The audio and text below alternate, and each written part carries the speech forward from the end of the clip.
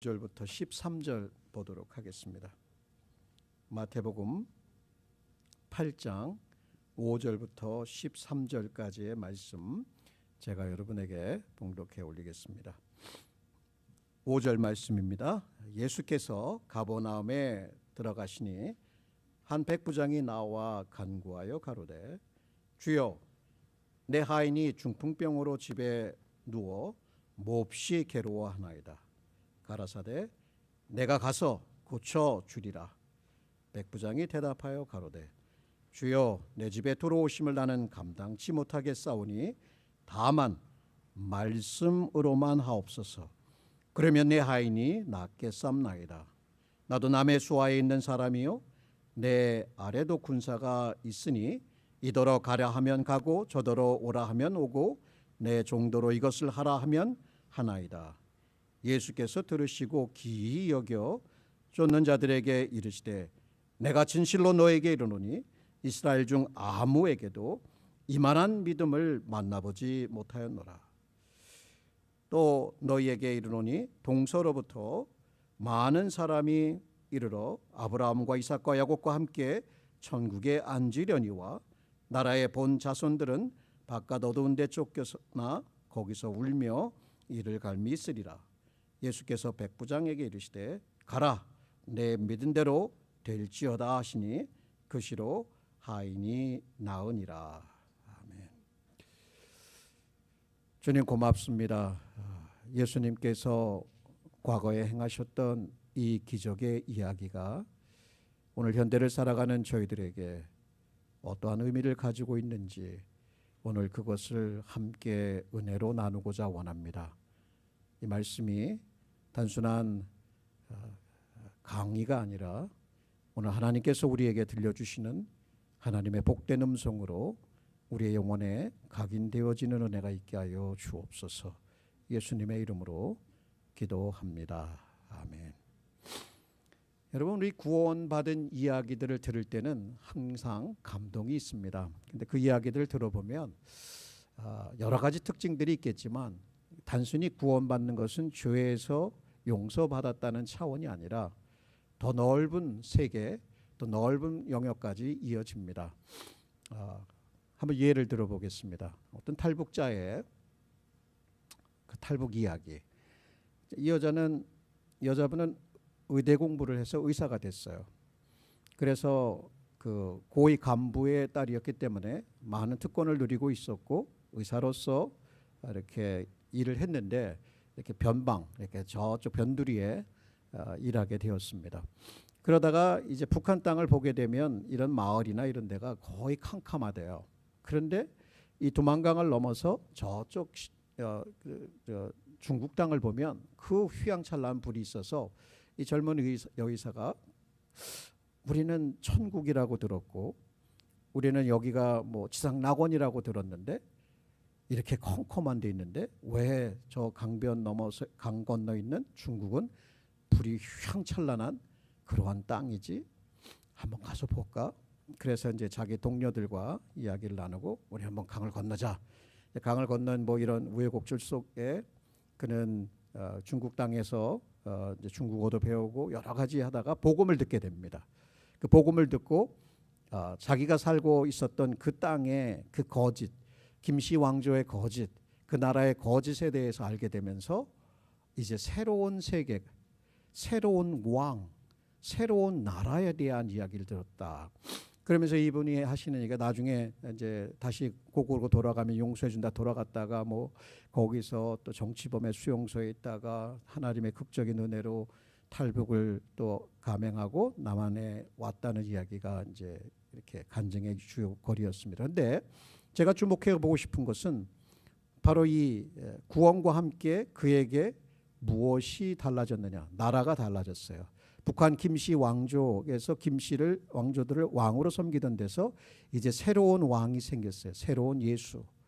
그 나라가 아닌 천국인 줄 알았던 그곳이 아닌 진정한 하나님의 나라, 복된 나라의 시민이 되면서 이 가치체계, 믿어왔던 가치체계, 세상을 이해하는 눈, 관점 이런 것이 싹 바뀌는 거예요. 여러분 구원받았다고 생각하면서 나 죄 용서 받았어. 거기서 거치는 것이 아니라 우리의 구원은 우리의 삶, 우리의 사고를 통한 느낌, 행동, 내 습관, 삶이 다 변하는 거예요. 물론 한꺼번에 변하진 않아도 계속해서 점진적으로 변해간다. 우리의 믿음은 우리의 세계관을 변화시키고 우리의 삶을 변화시키는 그 은혜를 준다는 거예요. 여러분 이것이 바로 오늘 우리 백부장에게서도 엿볼 수 있는 면입니다. 그는 로마의 황제라고 하는 그 정치 시스템 아래서 힘을 공의로 절대 권력화하는 힘을 믿는 그러한 사회 속에서 살아갔어요. 그런 그가 자기의 몸종이었던 자기가 원하면 그냥 버려도 돼요. 그 사회 속에서는. 그런데 그를 위해서 자기가 직접 예수께 나가서 고쳐달라고 하는 것 뭔가 다르지 않아요? 그러면 과연 이 백부장이라고 하는 이방인이 어떠한 믿음을 예수님께 가지고 있었을까? 지금 이게 우리의 관심사였던 거예요. 지난주에는 어땠어요? 이거는 국경. 그러니까 결국 이 나라라고 하는 자기가 살아온 그 나라라고 하는 경계를 뛰어넘는 그 위치를 뛰어넘는 자리를 뛰어넘는 그러한 믿음이었다. 왜? 하나님은 어떤 것에도 제약을 받지 않은 온 우주를 통치하시는 주권자이기 때문에 그렇다. 이제 우리 이런 얘기를 했죠. 오늘은 이제 그 조금 더 들어가서 단순히 그냥 뭐 시민권이 변하는 그 정도가 아니라 사상, 생각, 가치관, 보는 시각이 변하는 이 세계관의 변화인 거예요. 그래서 지난주에 저희가 나누려고 했던 주제는 예수님은 말씀 권세가 있으신 분이다. 그죠? 그게 이제 이 말씀을 말씀으로만 하시면 낫는다고 그랬으니까 그 말씀의 권위를 가지고 있는 분이 분명한 거예요. 그러면 우리는 그분의 말씀을 믿고 순종해야 된다는 것을 배웠습니다. 그러면서 이제 두 가지 뭘 뛰어넘느냐? 이 민족이라고 하는 경계, 장벽 이런 것을 뛰어넘어서 예수님의 말씀을 믿고 순종하자. 왜? 말씀만 하옵소서. 그 말씀은 하나님의 말씀인 것 같은 거예요. 자, 그러면 오늘은 뭐냐면 우리의 세속적 우리가 이제 그동안 자라왔던 세속적 가치관을 뛰어넘어서 예수님의 말씀이 진정한 권세이니까 그 말씀을 따라서 순종하는 삶. 이것이 뭐예요? 예수님께서 굉장히 기뻐하시고 사람들 앞에서 칭찬하고 보아라. 내가 이스라엘 중에 이만한 믿음을 보지 못했다. 이 얘기인 거예요. 저 여러분 믿음에 대해서 상당히 관심이 많습니다. 신앙에 대해서 진지한 태도를 취하시는 분들 정말 믿음이 부족하다는 것을 깨닫고 나는 이렇게 믿음이 연약해서 이렇게 자주 넘어지지 정말 주님께서 내 믿음을 강화시켜주고 내가 말씀대로 살고 싶어라고 하는 간절한 소원이 있는 분들에게 있어서 오늘 설교는 어떻게 보면 우리 세계 속에 우리의 믿음의 한계 속에 우리의 생각 속에 잡혀있는 우리들에게 아니야 거기에 잡히지 마라. 하나님은 그런데 잡히는 분이 아닌 거야. 네 생각 속에 하나님을 가두지 말고 거기서부터 벗어나서 하나님 그분이 어떤 분이신가에 대한 그 믿음을 가져야 하는 거야. 자, 이게 바로 이제 설교를 다 끝냈습니다. 근데 여기서 끝내면 안 되죠. 그러면 이제 오늘 그 두 번째 주제인 세속적 가치관을 넘는 그 예수님의 말씀 권세를 믿고 순종하자. 자, 이 말에 이제 그럼 세속적 가치관이라고 하는 말이 좀 거창하게 들리지만 굉장히 단순한 거예요. 그거를 이해하려면 백부장이 어디 살았는지, 직업이 뭔지, 어떤 나라를 대표해서 살고 있었는지 이런 것들을 좀 종합해 보면 이분이 가지고 있었던 그동안에 예수님 만나기 전에 예수님을 믿기 전에 어떤 가치 체계를 갖고 살았는지, 그런데 예수님께 나와서 그의 고백하는 것, 그가 지금 예수님에 대한 어떤 신앙을 갖고 있는지를 생각해 보면 이분은 이렇게 가치관에 이런 세계관에 변화가 있었구나. 결국 그가 예수님을 어떤 분으로 믿었는가에 따라서 그의 삶을 다스리는 세계관이 이렇게 변했고 이런 것이야말로 예수님께서 기뻐하시는 믿음이기 때문에 우리는 이런 것을 우리는 질문해 보아야 된다. 정말 우리의 삶의 기준은 무엇인가? 세속적인 가치관인가? 세계관인가? 아니면 하나님의 절대적인 진리 말씀인가? 이러한 질문을 던지면서 이 설교를 좀 들었으면 좋겠습니다. 첫 번째, 그러면은 그는 살고 있던 도시는 가버나움이라는 곳이에요. 여기는 갈릴리 호수를 중심으로 북서쪽에 있었던 상업이 흥행하는 도시였어요. 그리고 거기는 유대인과 이방인들이 섞여 사는 도시였고 상당히 예루살렘과는 달리 뭐 여러 가지 사람들이 이동이 많은 그런 곳이었다. 자, 그럼 그런 도시에서 백부장은 로마를 대표해서 살고 있는 사람이었고 로마의 황제라고 하는 그 황제를 신으로 섬기는, 그리고 로마 황제의 권세 그 말을 이행하는 그러한 필드에서 일하는 사람이었어요. 군인이었고 이제 말하자면 100명, 최소한 100명의 사람들을 자기 수하에 두고 살 수 있는 사람이에요. 그러면 이방인의 도시에 나와서 그의 시민권은 어딘지 정확하게 우리는 알지 못하지만 그 상업이 흥행하고 종교가 여러 가지 종교들이 다양하게 섞여져 있고 그러한 사람들이 먹고 사는 그 도시에서 그가 어떻게 예수님을 믿게 되었을까? 저희들은 몰라요. 그런데 쉽게 생각해 보면 가버나움에서 예수님께서 굉장히 많은 기적을 행했거든요. 그럼에도 불구하고 이 가버나움 사람들은 예수님을 배척했어요. 그러니까 예수님께서 오죽하면 그들을 저주하시는 말을 해요. 야, 내가 너희들에게 한 이 기적 이만큼 했으면 이 사람들 벌써 저주의 도시였던 소돔과 고모라 사람, 거기서 내가 이런 기적을 행했으면 그 사람들 벌써 다 회개하고 다 자빠졌을 거야. 이런 얘기를 하거든요. 그러니까 거기 있는 유대인들은 굉장히 불신앙이 강했고 오히려 이방인이었던 동물 취급받던 이 사람이 예수님께 말씀으로만 하옵소서라고 했다는 거예요. 근데 이제 이러한 이방인이 흥행하는 이렇게 이방 문화가 굉장히 이렇게 지배하는 사회 속에서 또 로마의 황제라고 하는 그 힘과 권력, 그래서 팩스 로마라고 하는 힘을 통한 평화, 그렇게 전 세상을 통치하는 그러한 가운데에 있었던 이 백부장, 그는 그 어떤 가치관을 가지고 있었을까? 일단 첫째는 힘이에요. 힘이면 다 돼요. 권세, 권력, 이런 것이 가장 중요한 삶의 가치였던 거예요.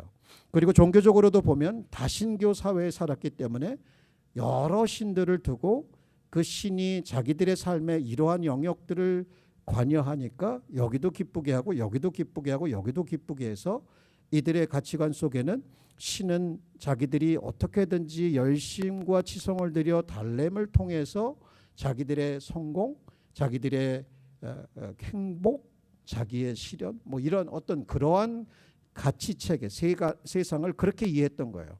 그러니까 인간은 만물의 기준이고 척도이며 그 인간 사회 속에서 힘과 권력을 추구해야 내가 성공할 수 있고 명예를 가질 수 있고 행복할 수 있다. 그래서 경쟁 사회 속에서 계속해서 백부장은 100명을 지배하는 그 위치까지 다다랐을 것이다. 이제 이게 우리가 쉽게 합리적으로 생각해 볼 수 있는 거예요. 그럼 이렇게까지 이제 올라왔단 말이에요.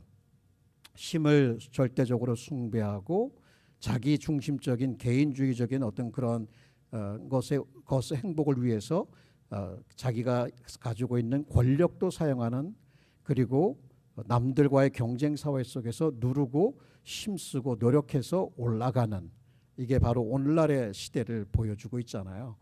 이러한 가치 체계 속에서 어떻게 그가 말씀으로만 하옵소서 이렇게 됐을까? 그는 분명 로마의 그 황제의 말은 결국 법인 거예요. 그 말을 어기면 그의 생명이 달아나는 그러한 질서 체계, 그 명령의 질서 체계에 살고 있었던 한 군인이었던 거예요. 자기가 어떤 것을 행할 때는 로마의 황제가 뒤를 봐주고 있는 거예요. 자기를 공격하고 자기의 명령을 위반하면 황제의 명령을 우변하는 것이라고 하는 그 신념 속에 그는 살고 있었던 사람이었어요. 그런데 어떻게 이 사람이 별로 유명하지도 않고 제대로 교육도 받지 못했던, 그런데 보니까 여기저기 돌아다니면서 사람으로서는 행할 수 없는 기이한 기적들을 행하는 한 인물에 대한 이야기를 듣게 됩니다. 그게 바로 예수예요. 사람들은 그를 선지자로 보기도 하고, 그런데 보니까 각색병을 고치는 것을 보니까 야, 이분이야말로 뭔가 다르다는 생각을 했을 거예요. 그런데 또 한 가지 주목할 점은 이거예요. 그 누가복음에 보면 이 동일한 이 백부장을 어떻게 얘기하면 자기에게 있는 그 유대인 장로들, 그러니까 영향력 있는 사람들이에요. 그 사람들에게 부탁을 해서 그 사람들을 예수님께 보내요. 그래서 그 사람들이 예수님께 와서 이 백부장은요 참 괜찮은 사람이에요. 우리 이 유대 민족을 위해 주고 우리를 위해서 회당을 지어줬다는 이야기를 해요. 그러면 분명히 그는 자기의 어떤 이성적인 합리적인 추론으로 예수님께 대한 믿음, 관심을 가졌을 뿐만 아니라 이분이라면 우리가 지금 명령체계 속에서 살아가고 이러한 권위체계 속에서 살아가는 이 군대 사회에 익숙했던 이분이야, 이 백부장이 예수님은 온 우주 권세를, 온 우주 만물을 다스리시는 왕의 권세가 있는, 그래서 말씀만 하면 그 말씀의 권세는 시간과 공간의 제약을 받지 않는 진정한 우주의 통치자 왕의 권세다. 왜 이렇게 생각을 했냐면 유대교에 관심이 있었고, 그는 성경에 보면 영어로는 God-fearer, 말하자면 여호와를 경외하는 자라고 하는 것은 이방인으로서 유대교에 입교한 사람들인 경우예요. 예를 들면 사도행전 10장에 나오는 고넬료, 백부장 고넬료와 같은 사람인 거예요. 그는 기도했고, 그는 회당 예배에 참여를 했고, 그는 여호와 하나님을 믿고, 그가 창조주요, 그러나 인간은 타락했고, 그리고 그가 구원자이다라고 하는 것을 알았어요. 그러면서 유대교에서 선지자들을 통해서, 시편들을 통해서, 여러 율법을 통해서 오실 메시아에 대한 이야기를 어느 정도 들었을 것으로 봅니다. 그래서 예수님께 나왔을 때 단순히 그냥 호칭적으로 Lord, 주여라고 하는 표현도 쓸 수 있었겠지만, 그는 그거보다도 좀 더 넓게 Lord라고 하는 curious라고 하는 단어를 통해서 이 예수야말로 말씀만 하면 여호와의 권세가 있는, 창조주의 권세가 있기 때문에 그 말씀 한마디면 우리가 뭐 이것저것 할 필요 없이 그 병은 낫는다라고 하는 신앙까지 가게 된 거예요. 여러분, 이게 되게 별 볼 일 없는 것 같죠. 근데요, 정말 우리 자신들을 돌아보고 내가 살고 있는 이 믿음을 돌아보면 어떻게 말씀만 하면 이렇게 이루어지지? 사실 제가 여러분에게 이렇게 질문해 볼게요. 여러분 몸이 아파요. 그래서 의사에게 가요. 그럼 의사가 진단을 해서 이게 여러분의 병이고 약을 이렇게 드십시오. 그러면 그 약을 챙겨 드십니까? 분명히 챙겨 드실 거예요. 그죠? 여러분 뭐 신문 딱 통해서 주식을 하는 사람들이 있다면 오늘 여기다 투자를 해야 돼. 최고의 전문가가 그렇게 딱 하면 돈이 글로 쫙 움직여 갑니다. 사람들. 왜 그래요? 거기 하면 내가 이익을 보니까. 그런 거잖아요. 그러니까 이 세상의 전문가들의 말에는 힘이 있고 영향력이 있어서 그 말들을 저와 여러분은 관심을 갖고 따르려고 할 거예요. 그런데 한번 이렇게 생각합시다. 염려하지 말라, 용서하라, 기도하라, 한 영혼을 사랑하라, 뭐 이러한 이제 주로 예수님께서 말하는 그런 산상보훈을 통해서 말씀하시는 것들 들으면 그냥 우리는 어떤 면에서는 좋은 조언 정도로, 그래 뭐 예수님이 우리에게 이렇게 살라고 조언해 주시는 거지, 그게 그냥 단순한 조언입니까? 아니면 천지를 지으신 하나님의 아들의 권세가 거기에 있는 것이냐. 우리는 우리의 세상의 가치관에 따르면 우리가 기준이 되는 거고, 우리의 감정이 기준이 되는 거고, 우리의 생각이 기준이 돼서 그것을 따라서 옳고 그름을 판단하고 내 기분을 따라서 내가 하고 싶으면 하고 하지 않으면, 이런 것에 굉장히 익숙해 있는 우리 현대 문화, 현대의 가치관, 그 세계관 속에서 우리는 누가 시키지 않아도 자동적으로 그렇게 삶을 움직여가고 있었던 거예요. 그래서 오늘 이 백부장의 믿음이 놀랍다는 얘기가, 이방인이었던 사람이, 아니 물론 그가 살아온 그 배경이나 그런 문화권 세계관 속에서 그 힘을 따르고 권력을 따랐지만 결국 예수님에 대한 신앙을 갖게 되면서 자기의 권력을 무엇을 위해서 사용해요? 권력을 무엇을 위해서 사용해? 더 높아지려고 하지, 더 많은 것을 가지려고 하지, 더 많은 사람들을 다스리려고 하고, 자기 앞에서 벌벌 떨게 하고, 그거 봐라 내가 이렇게 크다, 이런 거 하려고 하는 게 아니라 그냥 헌신자처럼 버려도 되는 그 하인을 위해서 나와서 말씀만 하옵소서. 이거 놀라운 거예요. 이거 쉬운 게 아니에요. 그냥 사람들 시켜서 해도 돼요. 근데 그가 그렇게 변하는 거예요. 뭐 때문에 변했을까요? 예수님께 대한 그 말씀만 하셔도 된다. 이거는 그분의 권세가 단순한 사람의 권세가 아니라 시간과 공간을 초월하는 하나님의 권세다, 그 말씀이다라고 하는 것을 믿었다는 거잖아요. 하나님의 아들로 믿었으면 아, 그런 것이구나. 이 믿음을 예수님께서는 예루살렘 사람들, 이스라엘 사람들 가운데 찾아보지를 못했구나. 제자들도 그런 믿음은 아니었던 거구나. 그러니까 이렇게 그분의 그 사람의 믿음을 칭찬해 주었던 것이에요. 저는 이제 이러한 믿음을 갖게 되면 예수님께 대해서 그분이 어떠한 믿음이냐를 우리가 제대로 이해한다면 우리의 왕이 변하는 거고, 우리의 나라가 변하는 거고, 우리의 삶이 변하는 것은 우리가 인생에 대해서, 하나님에 대해서, 종교에 대해서, 기도에 대해서, 우리가 하는 모든 이 삶에 일어나는 모든 사건을 어떠한 관점에서 바라보고 있냐, 이게 세계관이잖아요. 하나님이 창조주다, 하나님의 말씀은 진리다, 이걸 부정하는 게 뭐예요? 하나님은 없어. 무신론이죠. 하나님이 어디 있어? 종교? 그건 다 인간의 행복을 위해서, 인간의 불안한 마음을 잠재우고 인간을 평화롭게 하기 위해서 사람들이 만들어낸 것에 불과해. 진화론적인 관점에서 오늘 세계를 다스리고 있는 이 진화론적인 세계관에 따르면 인간은 오랜 억년의 그 세월 속에서 우연히 이렇게 진화해서 만들어진 산물에 불과하다. 그러니까 인간은 그냥 자연주의적인 관점에서 자기 행복을 추구하고 영원이라는 세계는 없는 것이니까 그 세계관 속에서 자기의 성공과 자기 실현을 위해서 살아가면 되는 거야. 자기의 실현, 자기의 행복, 자기의 성공, 이게 다 세상 사람들이 추구하는 거잖아요. 근데 우리도 구원받았다고 얘기하는데, 예수님을 믿는다고 얘기하는데, 예수님의 말씀의 권세를 믿는다고 하는데 여전히 그렇게 생각하고 살아간다? 이거 뭔가 좀 이상한 거예요.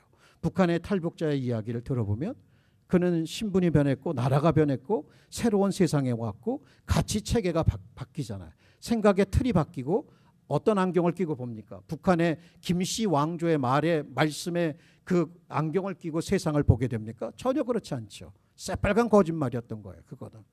그러니까 새로운 안경을 낀다는 것은 절대적인 진리가 있다. 이것은 하나님의 말씀이다. 하나님이 우리를 창조하셨다. 그러나 거기에 우리는 그 말씀을 어기고 타락하였다. 인간의 가장 근본적인 문제는 죄인 것이다. 이 죄의 문제를 해결할 수 있는 분은 예수 그리스도밖에 없다. 그분의 죽으심과 부활하심이야말로 우리에게 복음이고 그것이 인간의 문제를, 근본적인 죄의 문제를 해결할 수 있는 길이다. 그리고 그분은 다시금 오실 것이고 그 나라는 완전한 나라가 될 것이다. 이 구원에 대해서 얘기를 할 때 세상은 어떻게 얘기합니까? 아니야.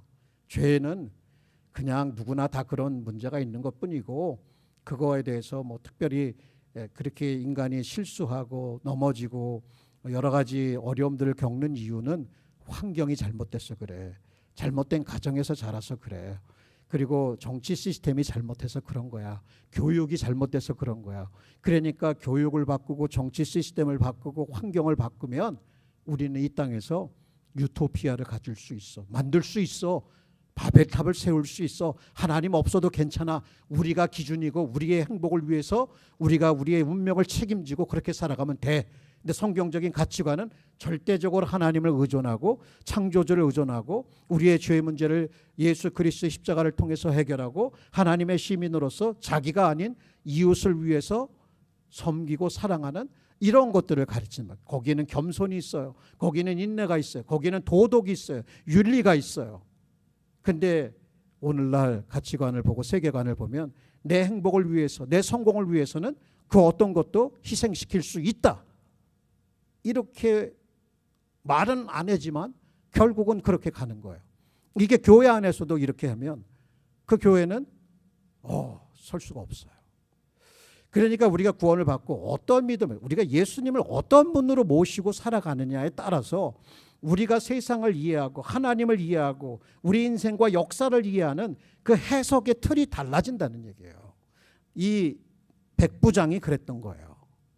아니 이 사람 이방인인데, 아니 이 사람이 뭐 때문에 자기 충분히 떵떵거리고 잘 살 수 있고 그 백부장에서 조금 더 열심히 노력하면 하이에스트 랭킹은 어디까지 올라가냐면 군단에서 한 500명 가까이 되는, 100명이 아니라 500명 가까이 되는 그러한 군사를 거느릴 수 있고 그 필드에서 자기가 황제의 권세를 가지고 훈련시키고 뭐 법도 이렇게 집행을 하고 경우에 따라서는 사형까지 집행을 할 수 있는 그러한 권세를 가지고 있어요. 돈도 많아요.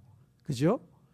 그러면 뭐가 아쉬워서 그 뭐 죽어가는 뭐 중풍병 있는 사람 하인 뭐 헌신짝처럼 버리면 그만이고 누가 기억해? 누가 뭐라 그래?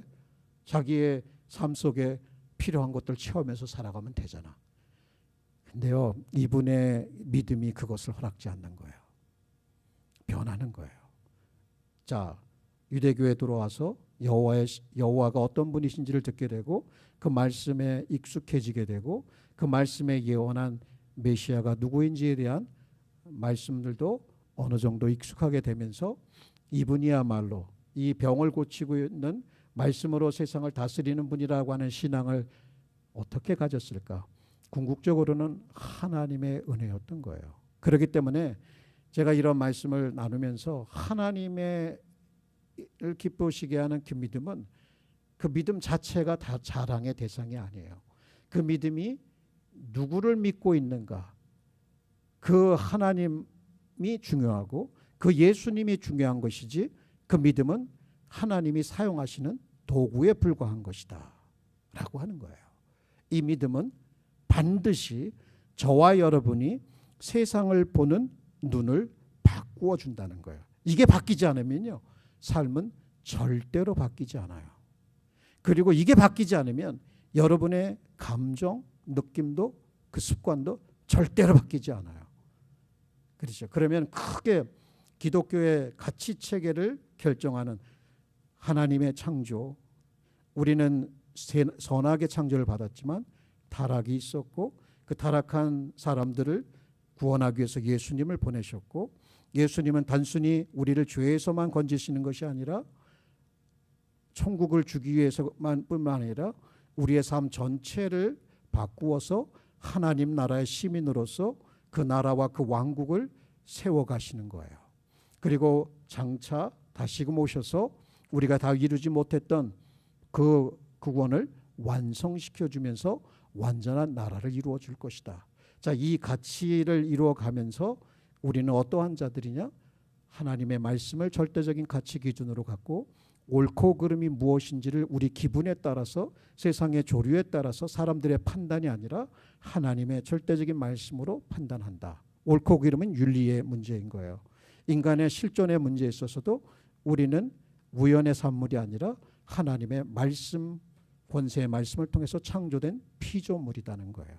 그렇기 때문에 세상의 가치관, 세속적인 가치관은 인간의 만물의 척도이고 인간의 영광을 위해서 그 어떤 것도 존재한다고 보지만 우리는 하나님의 말씀을 절대 가치관으로 믿고 하나님의 영광을 위해서 우리의 삶을 움직여간다. 자, 이런 여러분 가치관의 변동이 있으셨어요? 없으셨어요? 아니, 난 그런 거 생각 안 하고 살았는데 지금까지 그냥 교회 생활 하다 보니까 또 여기까지 왔는데 그게 그러다 보니까 그렇게 갔네.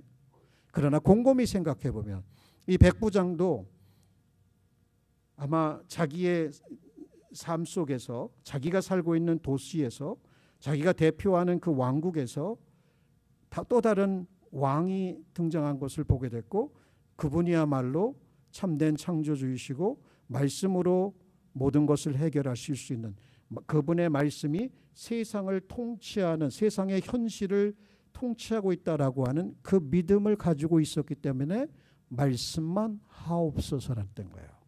그러면 오늘날 여러분 이러한 세계관의 변동을 경험한 사람이 있었을까요?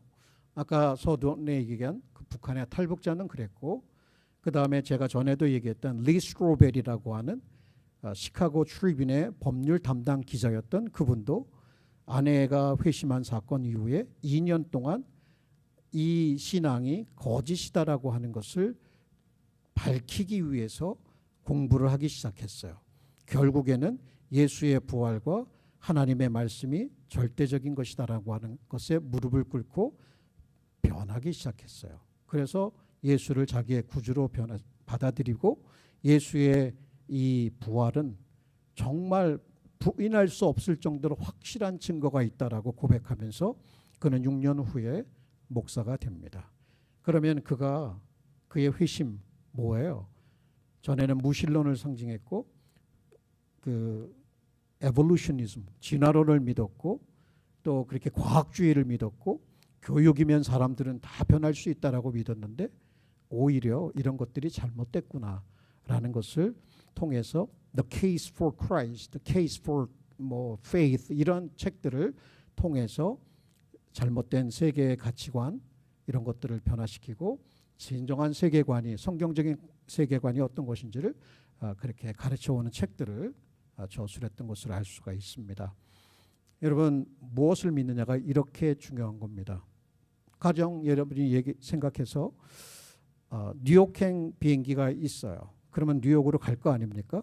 근데 여러분이 어떻게 생각하냐면 아니야 이거 서울 간대. 난 그렇게 들었어.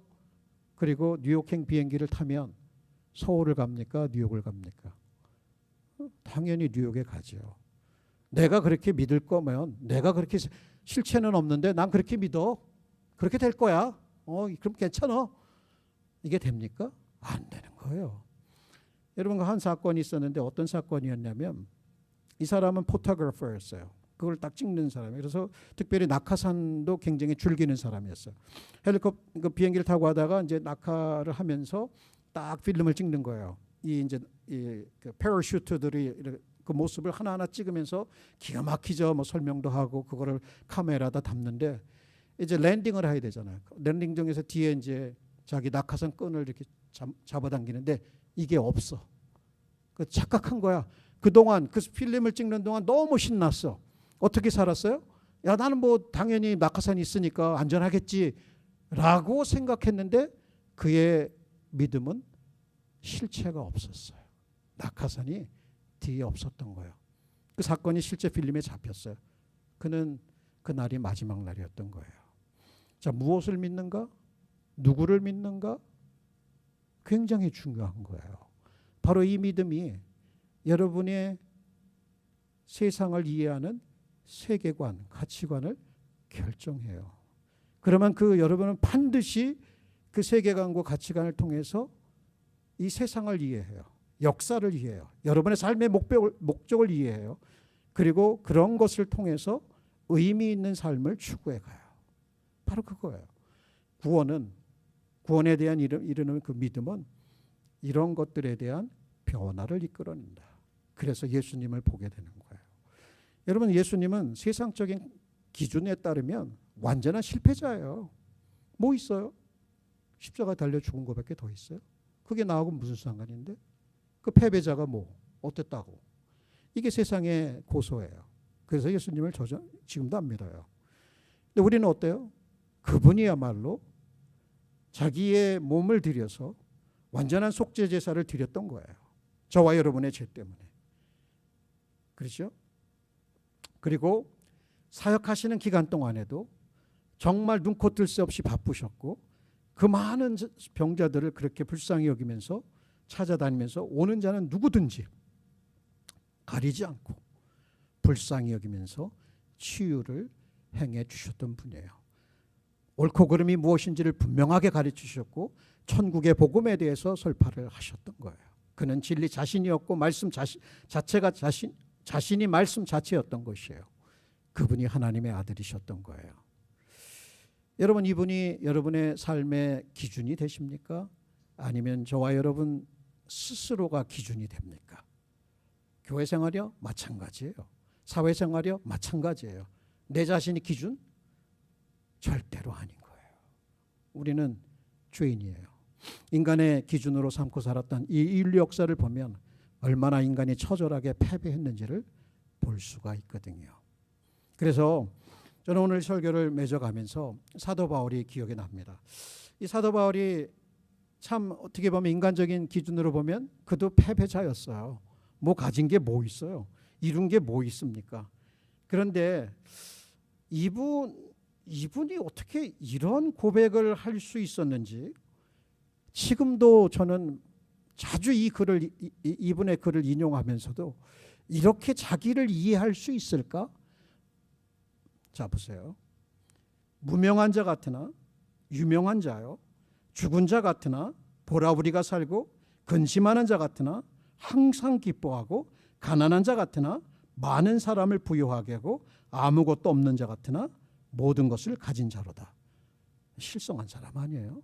맨날 배 맞고 교회 때문에 마음 졸이고 배고프고 헐벗고 뭐가 그렇게 좋아가지고. 그런데 하나님이 진정한 현실이라면, 하나님이 진짜다, 하나님이 살아계시다, 하나님의 나라가 진리다, 예수가 진리다, 이게 맞는 true statement이면 이 고백은 거짓말이 아니에요. 왜? 영원한 나라의 시각에서 보면 사도 바울의 고백은 참된 고백이란 얘기예요. 근데 세상의 가치관의 기준에 따라서 보면 그게 뭐 가진 게 뭐 있다고. 그가 무슨 똥똥거릴 권력이 있어? 돈이 있어? 뭘 성공을 했는데 이런 이야기가 나오는 거예요. 저 여러분 실망할 필요 없습니다. 왜? 하나님 그리고 그분의 말씀 진리이고 우리는 그의 피조물이고 그의 형상을 따라 창조를 받은 그의 형상을 가지고 있는 존귀한 하나님의 교회고 자녀들인 거예요. 예수의 피값이, 예수의 피가 우리의 가슴에 있어요. 우리는 그것을 진리로 믿고 살아가는 사람들이에요. 그래서 예수님의 말씀만 하옵소서 그러면 그 말씀의 권세를 믿고 우리는 살아가는 거예요. 몸이 병들을 수 있어요. 환난 때문에 고통스러워할 수 있어요. 변하지 않는 자신 때문에 고통스러워할 수 있어요. 사람들 때문에 상처받을 수 있어요. 그러나 그 모든 것을 다스리고 있는 그 하나님의 현실을 보고 그 말씀의 약속을 붙들고 여전히 그것을 믿고 가는 사람들, 바로 이 사람들이에요. 그게 교회인 거예요. 예수님이 그것을 보고 야, 참 너 참 잘한다. 자, 그래서 제자들 앞에 세워놓고 백부장을, 이스라엘 중에 이만한 믿음을 보지 못했다. 결국 믿음, 제가 여기서 설교를 맺으면서 우리 믿음 자랑할 거 없습니다. 하나님이 사용하시면 오케이. 그리고 우리 믿음 살아있는가 검증하고 확증해 볼 필요가 있어요. 사도 바울의 권면에 따르면 너희가 믿음에 있는가 시험하고 확증하라. 오늘도 그 일을 하면서 우리 인간 세속적인 가치관의 기준이 아닌 성경적인 가치관, 그 사랑, 그 겸손, 그 온유, 섬김, 사람들은 싫어하지만 이게 진리의 길인 거야. 예수님이 그렇게 가셨어. 그래서 예수를 우리의 삶의 말씀의 기준으로 삼고 살아가자. 자, 이게 오늘의 설교입니다. 그것이 바로 복된 삶이고, 그럴 때 예수께서 내 믿음대로 될지어다, 하나님의 뜻이 이루어지는, 하나님의 나라가 확장되는 그 은혜를 맛보게 될 것입니다. 자, 우리 같이 한번 기도하겠습니다. 여러분, 오늘 이 말씀을 들으셨는데 어떠한 마음의 도전이 되었는지 모르겠습니다.